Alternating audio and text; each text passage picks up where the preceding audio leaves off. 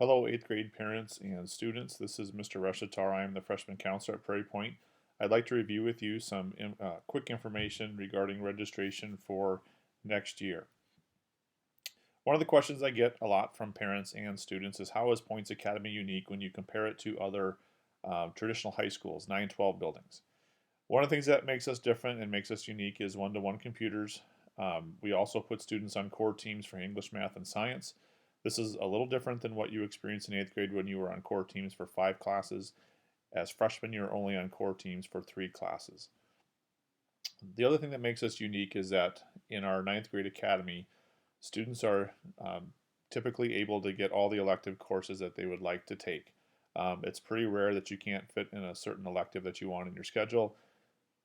That doesn't happen in traditional 912 buildings.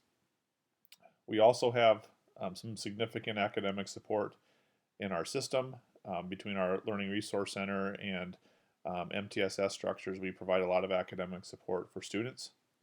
And we also have teachers in our building who are only dedicated to freshmen, which is quite different than what you find elsewhere. Another question I get a lot is how does it compare to 8th grade? Well, what I would say is that the courses in 9th grade are more rigorous, and we would expect them to be. It's another step towards graduation, so you would expect it to get more difficult. The expectations for the quantity and the quality of work will increase. There is the expectation that you're going to be doing more multitasking. Students are asked to advocate for their own learning, which means if you have problems, if you have questions, our expectation is that you will be more proactive and talk to your teachers about them instead of expecting that the teachers are going to come to you all the time when there's a problem. We're also going to be awarding credits at the end of each semester, and we'll talk about what that means here in a minute. At the end of each semester, we will post grades to transcripts, and that transcript is the academic record that colleges and other post-secondary institutions will be looking at. So in 9th grade, those things start to count. Also, we would say that we would expect students to gain some maturity between their 8th and ninth grade years. So some vocabulary terms for you. A semester is 18 weeks of instruction, or 1/2 of the school year. Grades for 9-12 students are assigned at the end of each semester. Some classes last one semester, some are both semesters or a full year. Right now you're on trimesters. When you move to your freshman year, you will be on semesters. And that's a little bit different. The term credit is a way of keeping track of the number of courses you have successfully completed. So to earn the credit, you have to pass a semester with a D- or higher. Each semester course is worth a 1/2 a credit, and you must take at least 7 courses each semester, and you have to have 24 credits to graduate from Prairie. Most of our freshmen leave Prairie Point with at least 7 credits to take with them to the high school. Required courses are courses that students must pass in order to graduate from college community. You must take English 9, physical science, math, and health and fitness. A prerequisite is a course you must pass before you are allowed to enroll in a future course. For example, if you decide to take Intro to Engineering, you have to take a full year of that and pass it before you are allowed to take Principles of Engineering at the high school. So here are the graduation requirements. To graduate from Prairie High School, you must have 4 credits or 4 full years of English, 3 credits each, 3 full years of science, math, and social studies. You'll notice that that's not 4 full years. So technically, you do not have to take math and science your senior year. You will have to take social studies your senior year. But that is, if you think that you're going to post-secondary education, not taking science and math your senior year is not a very good idea. PE, you must have 2 credits, including health, which is taught at Prairie Point.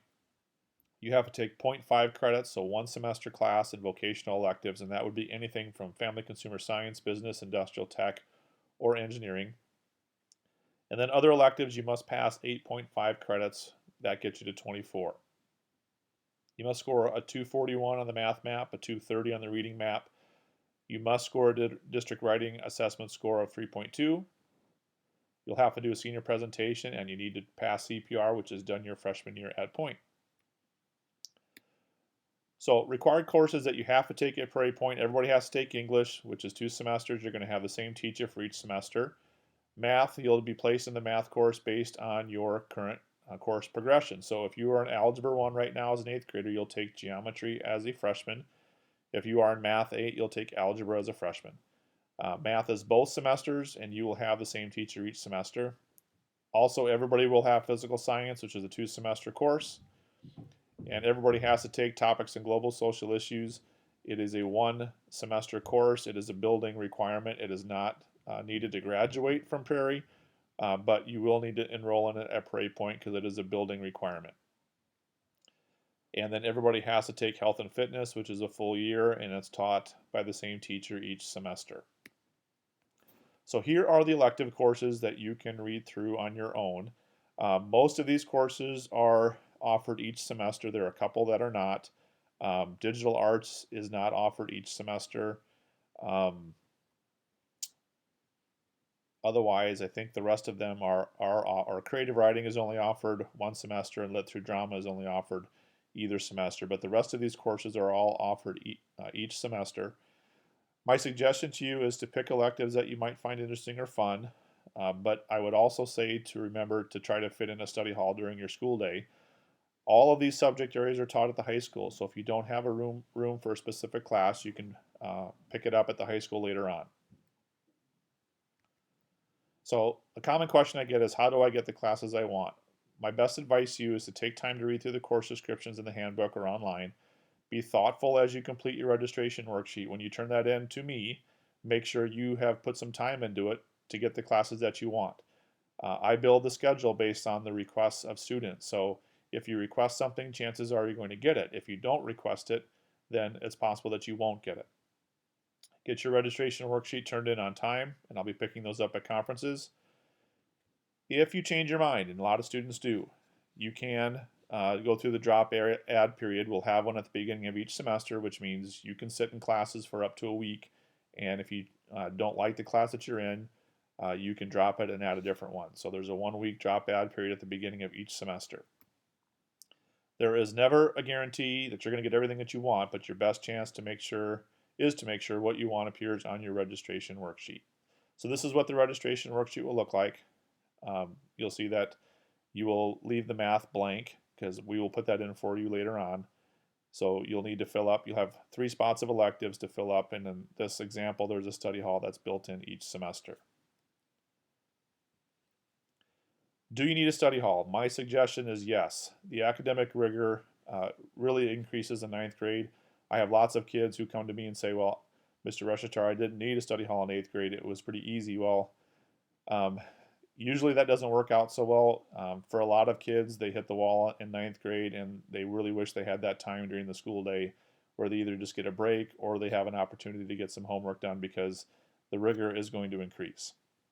If you were involved in activities, remember that sports will now require more of your time, longer practices, later practices, longer seasons, more games.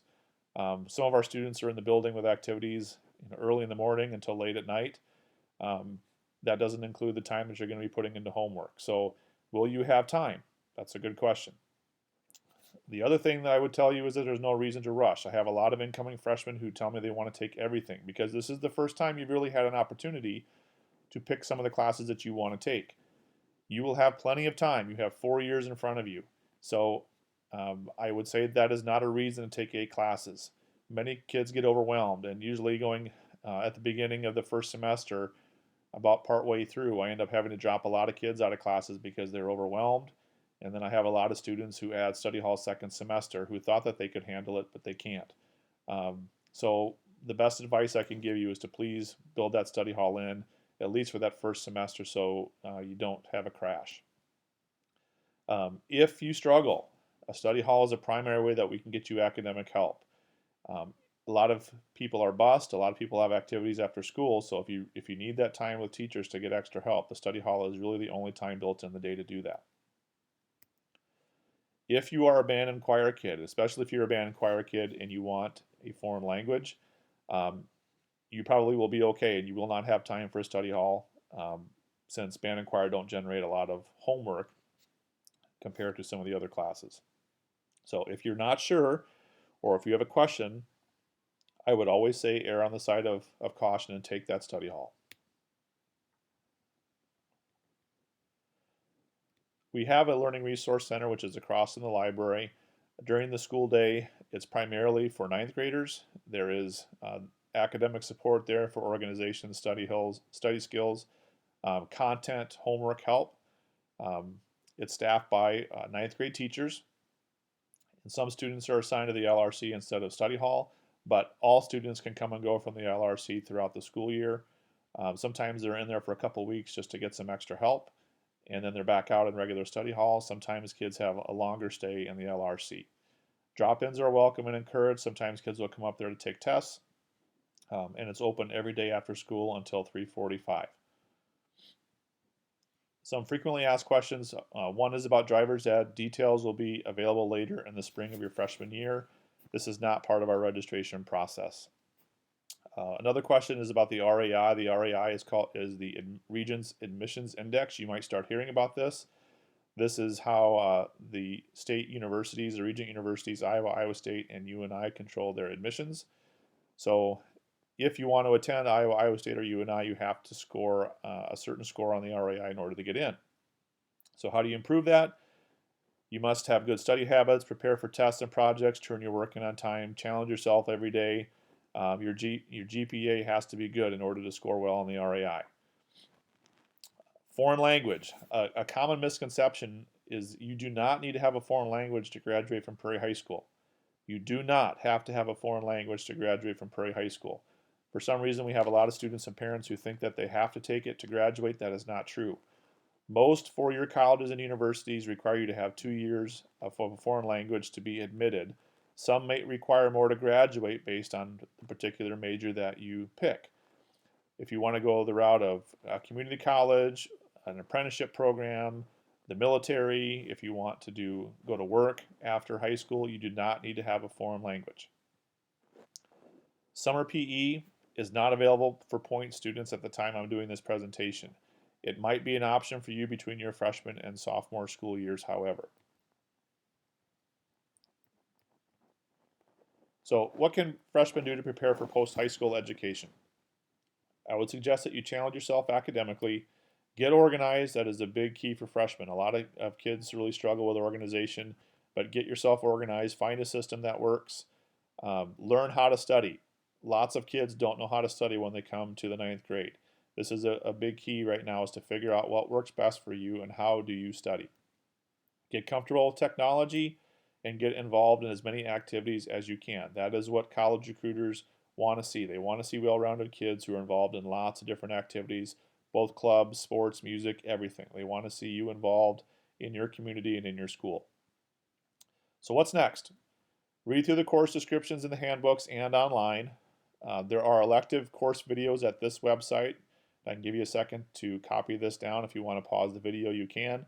But www.pointlibrary.org/ninth grade registration videos.html.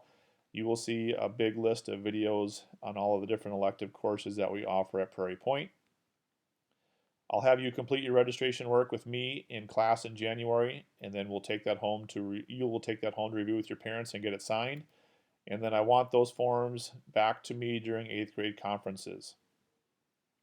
If you change your mind this spring, so for instance, let's say you turn your registration form into me during 8th grade conferences and you change your mind about the elective that you want to take later on, if you just shoot me an email, usually that a change is not a big deal. I will build the schedule in the spring and summer. You probably will not find out your schedules until August registration. So I'm going to show you a couple of other websites real quick. First, this is the registration video site that I had linked in the presentation. So if you go to this website, you will see all the different elective course videos that we offer. These videos are dated from a couple years ago, so you will see students in